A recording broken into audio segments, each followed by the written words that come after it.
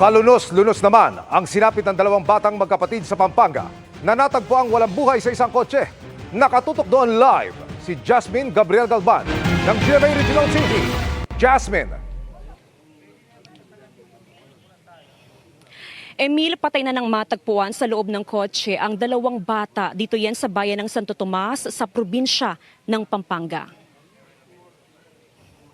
Nakita ang dalawang bata sa loob ng sirang kotse na nakaparada sa isang open parking pagkatapos makatanggap ng report ang PNP mula sa mga concerned citizens. Magkapatid umano ang dalawang bata, edad na 5 at 6. Ayon sa nanay ng mga bata, Sabado, July 6, nang huli niyang makita ang dalawang anak. Pinakain pa raw niyang mga ito ng tanghalian pero hindi na raw niya nakita kinagabihan. Kampante daw siya at hindi nag-isip na nawawala ang mga bata dahil sa pag-aakalang kinuha ang mga bata ng kanilang tatay na nakatira sa ibang barangay. Ngayong hapon lang nang malaman na nawawala palang mga anak nang makita ang bangkay ng dalawang bata.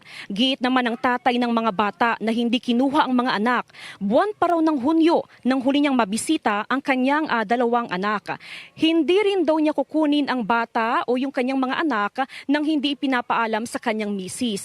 Natagpuan ang mga ito sa kotse na nasa 500 meters ang layo mula sa kanilang bahay. Patuloy naman ang investigasyon na ginagawa ng PNP sa insidente.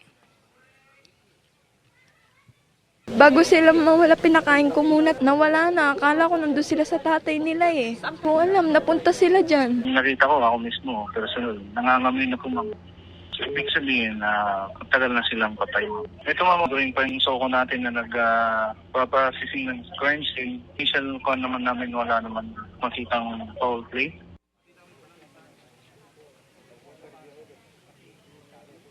Samantala, Emil, ngayong gabi ayon sa PNP, sasailalim na sa autopsy yung bangkay ng magkapatid. Samantala bukas, inaasahan naman na lalabas na yung resulta ng autopsy at malalaman kung ano nga ba yung sanhi ng pagkamatay ng magkapatid. Emil?